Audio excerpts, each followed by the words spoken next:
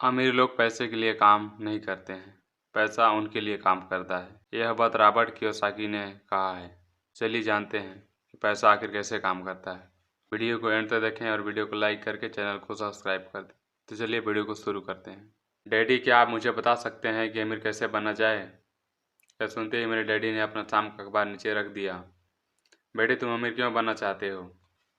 क्योंकि आज जिमी की मम्मी अपने नए कैंडल कार में आई और वे लोग पिकनिक में अपने समुद्र तट वाले घर पर जा रहे थे। जिमी अपने साथ अपने 3 दोस्तों को ले गया, परंतु माइक और मुझे नहीं ले गया। उन्हें हमसे यह कहा कि वो हमें इसलिए नहीं ले जा सकता क्योंकि हम लोग गरीब बच्चे हैं। उन्हें ऐसा कहा? डैडी ने अविश्वास से पूछा। हाँ, बिल्कुल ऐसा, मैंने दर्द भरी आवाज़ में कहा। डैडी ने अपने सिर हिलाया, नाक पर चश्मे को चढ़ाया, फिर वह अखबार पढ़ने लगा और मैं उनका जवाब का इंतजार करता रहा। यह बात 1956 की है। तब मैं 9 साल का था। किस्मत की बात थी कि मैं उन पब्लिक स्कूल में जाता था जिसमें अमीर लोगों के बच्चे पढ़ते थे। हम शुगर प्लांटेशन के कस्बे में रहते थे। प्लांटेशन के मैनेजर और कस्बे के बाकी अमीर लोग जैसे डॉक्टर, बिजनेसमैन और बैंकर अपने बच्चों को पहली क्लास से 6ठी क्लास किसी स्कूल में भेजते थे। 6ठी क्लास के बाद बच्चे को प्राइवेट स्कूल में भेजा जाता था। अगर मेरा परिवार सड़क के दूसरे छोर पर रहा होता तो मुझे अलग तरह के स्कूल में भेजा जाता, जहाँ मेरे जैसे परिवार के बच्चे पढ़ते थे। 6ठी क्लास के बाद इन बच्चों को की तरह मैंने भी पब्लिक इंटरमीडिएट और हाई स्कूल किया होता, क्योंकि उनकी तरह मेरा भी प्राइवेट स्कूल में जाना संभव नहीं था। मेरे डैडी ने आखिर अखबार को रख दिया। मुझे पता था कि वे क्या सोच रहे थे। उन्होंने धीमी से शुरुआत की। अगर तुम अमीर बनना चाहते हो तो तुम्हें पैसा बनाना सीखना चाहिए। मैंने पूछा, मैं पैसा बनाना किस तरह सीख सकता हूँ? अपने दिमाग के इस्तेमाल से, उन्होंने मुस्कुराते हुए कहा, जिसका असली मतलब यह था, बस मैं तुम्हें इतना ही बता सकता हूँ या मैं इसका जवाब नहीं दे सकता, इसलिए मुझे तंग मत करो। अगली सुबह मैंने अपने सबसे अच्छे दोस्त माइक को अपने डैडी की बात बताई। जहाँ तक मुझे याद है कि उस स्कूल में और मैं और माइक ही 2 गरीब बच्चे थे। माइक भी मेरी तरह था, क्योंकि वह भी किस्मत की वजह से ही उस स्कूल में था। ऐसा लगता था जैसे किसी ने कस्बे के स्कूल में सरहदें तय कर दी हो और उसी कारण हम लोग अमीर बच्चे के स्कूल में पढ़ रहे थे। सच कहा जाए तो वे लोग गरीब नहीं थे, परंतु ऐसा लगा था क्योंकि बाकी सभी बच्चे के पास नए बेसबॉल ग्लव्स, नए साइकिल और हर चीज़ नई होती थी। मम्मी और डैडी ने हमें ज़रूरत की सभी चीज़ दी थी, जैसे खाना, घर, कपड़े, लेकिन इससे ज़्यादा कुछ नहीं। मेरे डैडी कहा करते थे, अगर तुम्हें कोई चीज़ चाहिए तो उसके लिए काम करो। हमें बहुत सी चीज़ चाहिए थी, लेकिन 9 साल के बच्चे के करने के लिए ज़्यादा काम मौजूद नहीं थे। माइक ने पूछा, तो पैसा कमाने के लिए हमें क्या करना चाहिए? मैं नहीं जानता, मैंने कहा, लेकिन क्या तुम इस काम में मेरा पार्टनर बनना चाहते हो? और राजी हो गया। उस शनिवार को सुबह माइक मेरा पहला बिजनेस पार्टनर बन गया था। हम दोनों पूरी सुबह यह सोचते रहे कि पैसा किस तरह कमाया जाए। कभी कभार हम उस बेफिक्र बच्चों के बारे में बातें करते रहे थे जो जिमी के समुद्र तट वाले घर पर मौज कर रहे होंगे। इसे थोड़ी चोट पहुंची थी, परंतु यह चोट अच्छी थी क्योंकि इसने हमें यह सोचने के लिए प्रेरित किया कि पैसा कैसे कमाया जाए। आखिरकार उस दोपहर को हमारे दिमाग की बिजली कौंध गई। यह ऐसा विचार था जो माइक ने किसी विज्ञान के पुस्तक में पढ़ा था। रोमांचक होकर हमने अपने हाथ मिलाया और पार्टनरशिप के पास अपना एक बिजनेस था।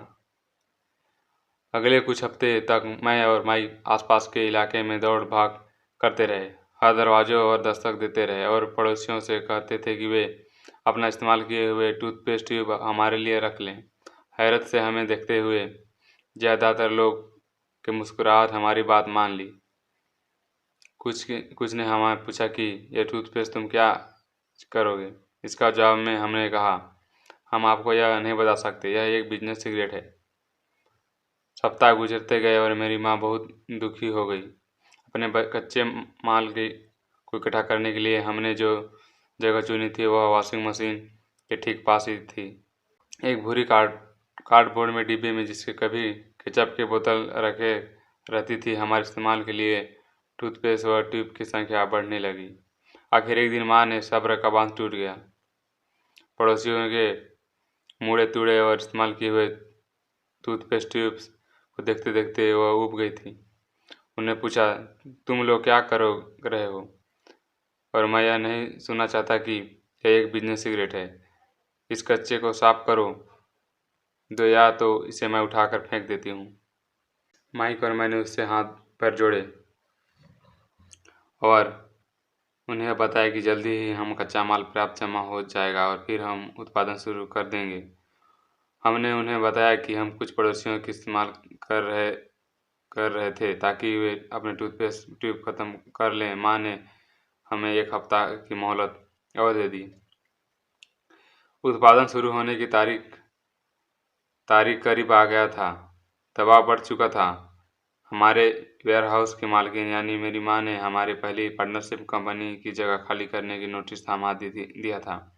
हमारे के काम यह था कि वे पड़ोसियों से अपना टूथपेस्ट जल्दी ख़त्म करने के लिए कहें और साथ ही यह भी जोड़ दें कि दांत के डॉक्टर का कहना है कि दिन में कई बार ब्रश करना चाहिए और उत्पादन की प्रक्रिया में ठीक ठाक करने से जुड़ गए।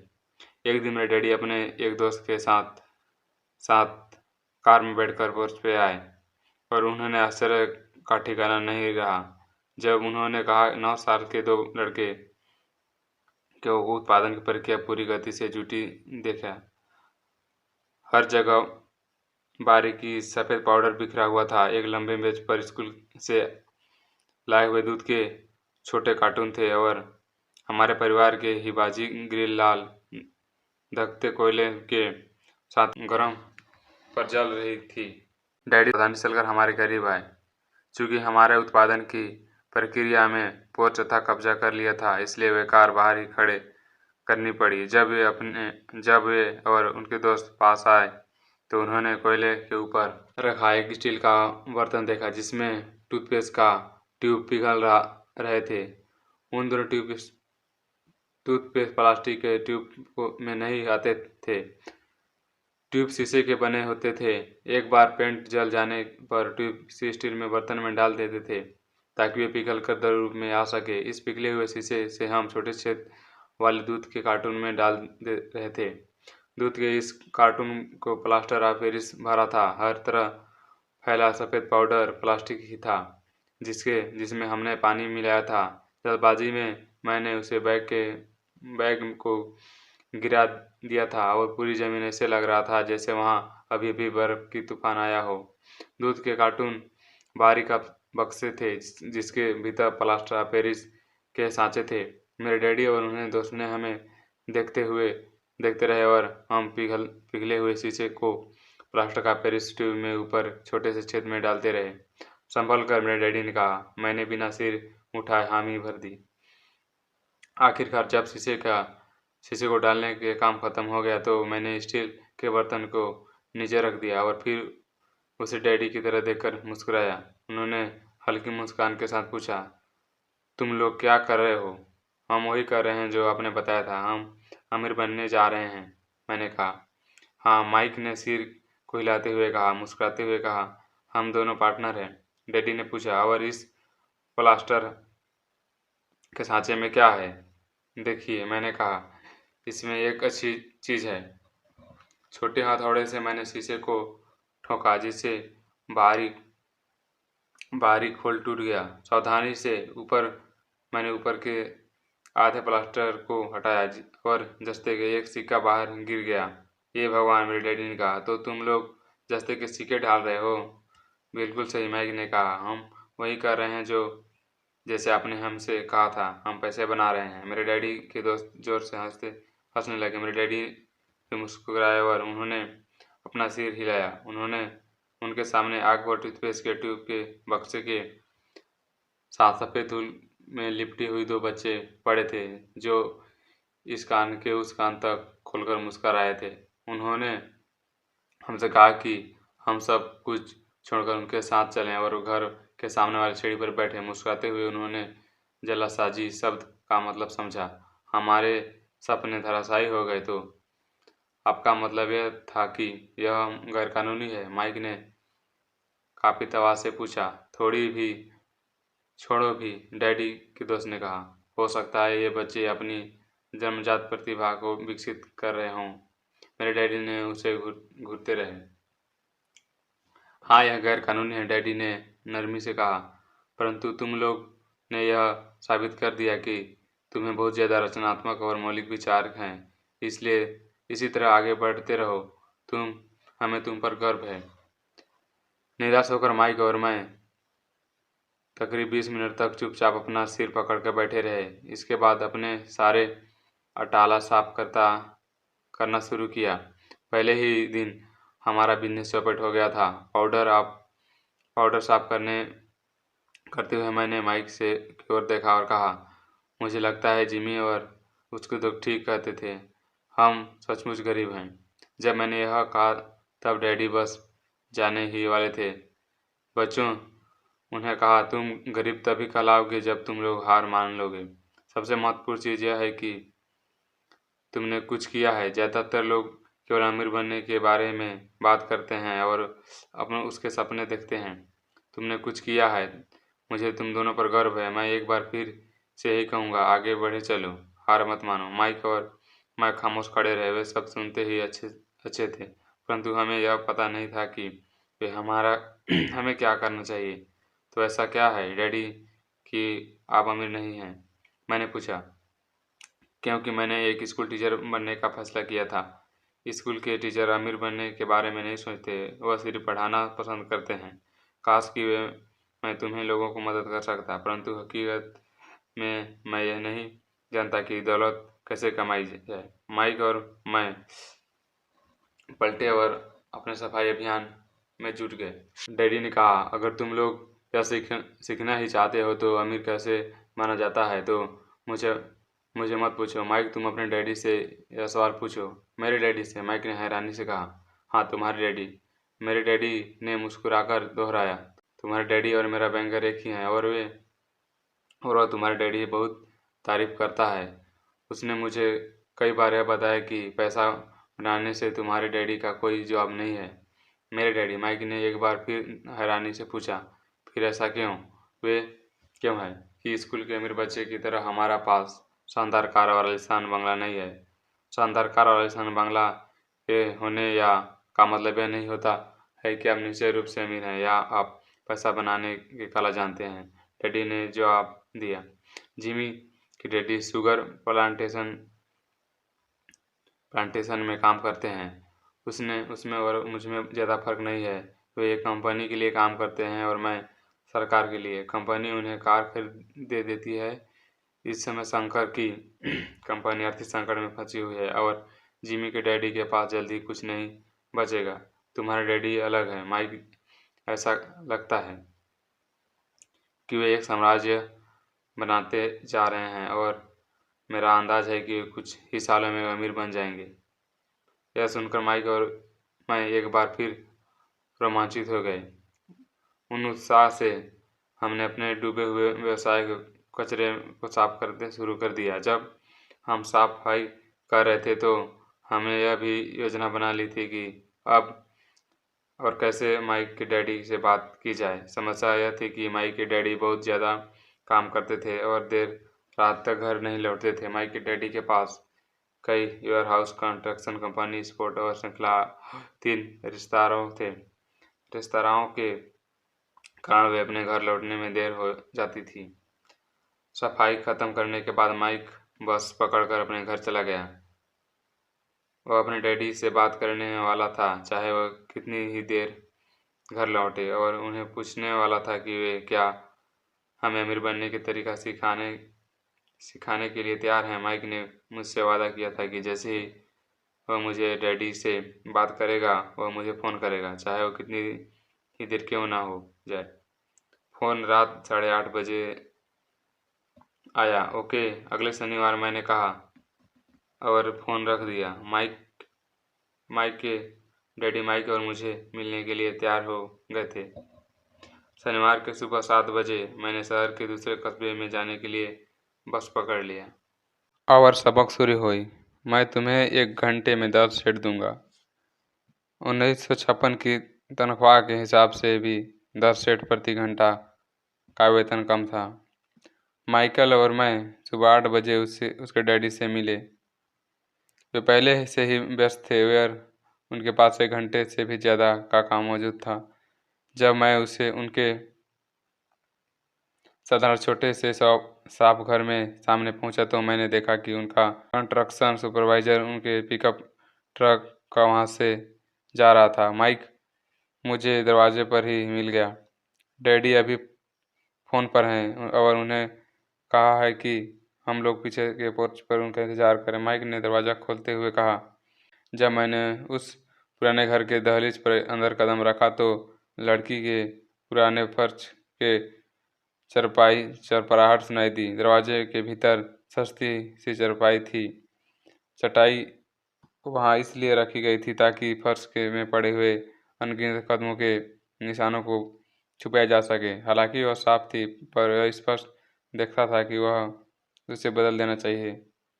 जब मैं संकरे लियोन के रूम में घुसा तो मेरा दम घुटने लगा। वह पुराना फर्नीचर में बू आ रही थी और निश्चित रूप से उस फर्नीचर को संग्रहालय में होना चाहिए था। सोफे पर 2 महिला बैठी थी जिनकी उम्र मेरे माँ से थोड़ी ज़्यादा होगी। महिलाओं के सामने एक पुरुष मजदूरी कपड़े में बैठा हुआ था। उनके खाकी पैंट और खाकी शर्ट पहना रखा था। हालांकि कपड़े के साफ और प्रेस किए थे, परंतु उसमें स्टॉक नहीं किया था। उस आदमी की उम्र मेरे डैडी से लगभग 10 साल ज़्यादा होगी, शायद 45 साल। जब मैं और माइक उसके पास से गुजरे हुए किचन की तरफ गए जहाँ वो पोर्च का रास्ता था, तो वे मुस्कुराते हुए भी जवाब में शर्माकर मुस्कुरा दिए। वे लोग कौन हैं? मैंने पूछा। अरे वो मेरे डैडी के लिए काम करते हैं। बूढ़ा व्यक्ति उनका वेयर हाउस को संभालता है और महिला रेस्तरां को मैनेज करती है। और तुम्हारे उस कंस्ट्रक्शन सुपरवाइजर को तो देखा ही होगा, जो यहाँ से 50 मील दूर तक एक सड़क योजना पर काम कर रहा है। उनका दूसरा सुपरवाइजर जो बहुत से घर बना रहा है, वह तुम्हारे आने से पहले ही जा चुका है। क्या ऐसा हमेशा ही होता है? मैंने पूछा। हमेशा तो नहीं होता, अक्सर ऐसा ही होता है, माइक ने कहा और मेरे पास अपनी कुर्सी खींचते हुए मुस्कुराया। मैंने उससे पूछा था कि ये पैसा बनाना सिखाएंगे? माइक ने मुझे बताया। अच्छा, और उन्होंने इसका क्या जवाब दिया? मैंने सावधानीपूर्वक उत्सुकता से पूछा। पहले तो उन्होंने चेहरे पर हंसी आई, पर फिर वे सोचकर उन्होंने कहा कि वे हमारे सामने एक ऑफर देंगे। अच्छा, मैंने कहा और उनकी कुर्सी के पीठ दीवार पर टिका ली और वह कुर्सी के पीछे 2 पैरों के सहारे टिका बैठा रहा। माइक ने भी ऐसा ही किया। क्या तुम्हें पता है कि वे कौन से ऑफर देने वाले हैं? मैंने पूछा। नहीं, पर वे जल्दी ही इसका पता चल जाएगा। अचानक माइक के डैडी उस पुराने दरवाजे के घुसकर पोर्च में दाखिल हुए। माइक और वह दोनों पैरों पर कूद गए, आदर के कारण नहीं बल्कि इसलिए कि वह चौंक गए थे। तो बच्चों तैयार हो? माइक के डैडी ने एक कुर्सी हमारे पास खिसकाते हुए पूछा। हमने अपना सिर हिलाया और उनकी कुर्सी को दीवार के पास से खींचे उनके पास रख दिया। वे एक विशाल शरीर के मालिक थे, लगभग 6 फीट ऊंचे और 200 पाउंड वजनी।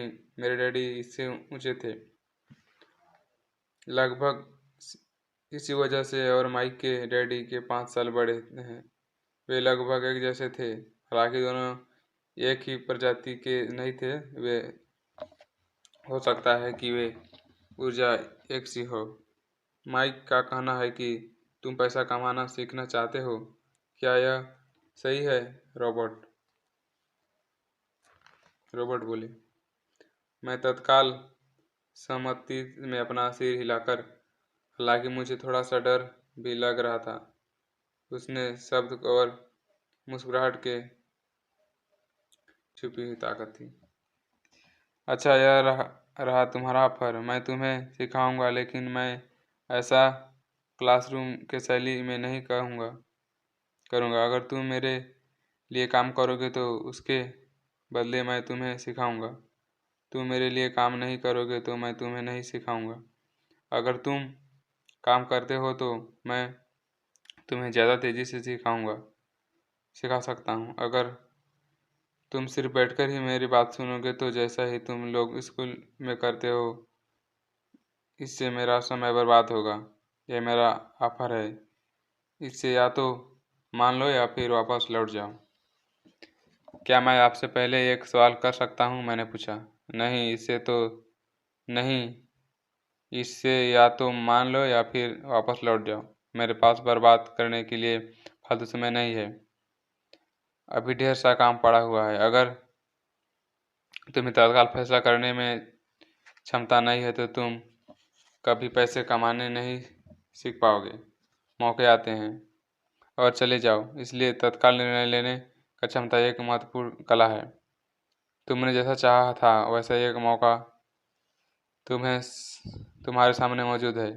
अगले 10 सेकंड या तो पढ़ाई शुरू हो जाएगी या फिर यह हमेशा के लिए ख़त्म हो जाएगा। माइक के डैडी ने चिढ़ाते हुए मुस्कुराते से साथ कहा। मंजूर, मैंने कहा। मंजूर, माइक ने कहा। बहुत बढ़िया, माइक के डैडी ने कहा। 10 मिनट के मिसेज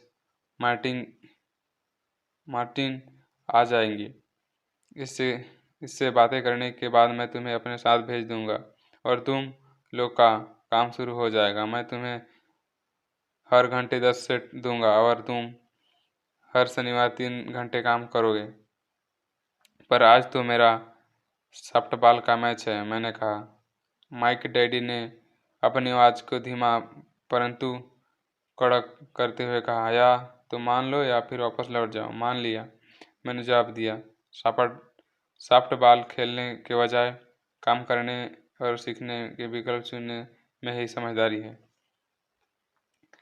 30 सेट बाद शनिवार खुशनुमा सुबह 9 बजे माइक और मैं मिसेज मार्टिन के साथ काम कर रहे थे। वे एक दयालु और धैर्यवान महिला थी। वे हमेशा कहा करती थी कि माइक और मुझे देखकर उन्हें अपने दोनों बच्चों की याद आ जाती है, तो अब बड़े हो गए हो थे तथा दूर चले गए थे। हालांकि वे दयालु थी, परंतु वे कड़ी मेहनत के विश्वास करती थी और इसलिए वे हमें हमेशा काम में जुटाती रहती थी। वे बहुत कड़क मैनेजर थी। हर 3 घंटे तक डिब्बाबंद सामानों को शेल्फ के उतारने थी, इसकी धूल साफ करने थे और फिर उन्हें करीने के जमाते थे। यह बड़ी मेहनत का काम था और बोरियत भरा था। माइक के डैडी को मैं अपने अमीर डैडी कहता हूँ। उसके पास इस तरह के 9 सुपररेस्ट थे जहाँ पार्किंग के लिए बहुत सी जगह थी। वे 7-11 कन्वेयर स्टोर के शुरुआती संस्करण थे। पड़ोसी को जनरल स्टोर जहाँ लोग दूध, ब्रेड, बटर और सिगरेट जैसी चीज़ खरीदते थे। समस्या यह थी कि वे हवाई के एयरपोर्ट एयर कंडीशनर नहीं थे और गर्मी के कारण स्पोर्ट अपना दरवाज़ा बंद नहीं कर सकते थे। स्पोर्ट के दोनों ओर दरवाज़ों को पूरा खुला रहता था ताकि सड़क और पार्किंग की जगह सामने दिखती रहे। जब भी कोई कार पार्किंग में आती थी तो उसके साथ धूल का गुब्बारा भी आता था जो स्टोर में घुसकर डिब्बे पर जम जाता था। इसलिए हम लोग को नौकरी तभी तक चली जब तक कि एयर कंडीशनर नहीं हो जाए। 3 हफ्ते तक माइक और मैं मिसेज मार्टिन के पास जाकर 3 घंटे तक काम करते रहे। दोपहर तक हमारा काम खत्म हो जाता था और वे हम में से हर एक के हाथ में 3 छठे सिक्के डाल देती थी। उस समय 5 से 10 के 9 साल के बच्चे की उम्र भी 30 सेट कमाने में कोई खास खुशी नहीं होती थी। तब मास्किंग की कीमत 10 सेट हुआ करती थी, इसलिए वे अपने कमाई के काम इसको खर्च पर देता था और घर लौट जाता था। चौथे हफ्ते को बुधवार तक मैंने काम छोड़ने का मन बना लिया था। मैंने सिर्फ इसलिए काम करने के लिए तैयार हुआ क्योंकि मैं माइक के डैडी से पैसा कमाना सीखना चाहता था। इसलिए मैं 10 सेट प्रति घंटे की गुलामी कर रहा था। और सबसे बड़ी बात तो यह थी कि उसके पहले शनिवार के बाद से मैंने माइक के डैडी को देखा तक नहीं था। मैं काम छोड़ रहा था। मैंने लंच के समय माइक से कहा, स्कूल लंच बड़ा निराशाजनक था। स्कूल भी उबाऊ था और अब तो मेरे पास शनिवार भी नहीं थे जिसका मैं इंतज़ार कर रहा हूँ। परंतु 30 सेट के कारण मुझे धक्का पहुँचा था। इस बार माइक मुस्कुराया। तुम किस बात पर हंस रहे हो? मैंने गुस्से से उठा से पूछा। डैडी ने कहा था कि ऐसा ही होगा। उन्होंने कहा था कि जब तुम काम छोड़ने का फैसला कर लोगे तब तुम्हें मिलना चाहिए। क्या? मैंने आवेश से पूछा। क्या वे मेरे उकता जाने का इंतजार कर रहे थे? कुछ माइक ने कहा। मेरे डैडी जरा अलग किस्म के थे। उसका सिखाने का तरीका तुम्हारे डैडी के पढ़ाने के तरीके से बिल्कुल अलग है। मेरे मम्मी डैडी बहुत बातें करते थे। तुम्हारी दूसरी तरह मेरे डैडी बहुत कम बोलते हैं। तुम सिर्फ इस शनिवार तक इंतज़ार कर लो। मैं उन्हें बताऊंगा कि तुम काम छोड़ने का फैसला कर लिया है। इसका मतलब यह है कि मेरे साथ नाटक खेल गया है। नहीं, ऐसा नहीं हुआ है। अब शायद हो सकता है डैडी शनिवार को इस बारे में समझाएंगे। आज के लिए बस इतना ही। मिलते हैं नेक्स्ट वीडियो में। तब तक के लिए धन्यवाद। वीडियो को लाइक करके चैनल को सब्सक्राइब कर देना।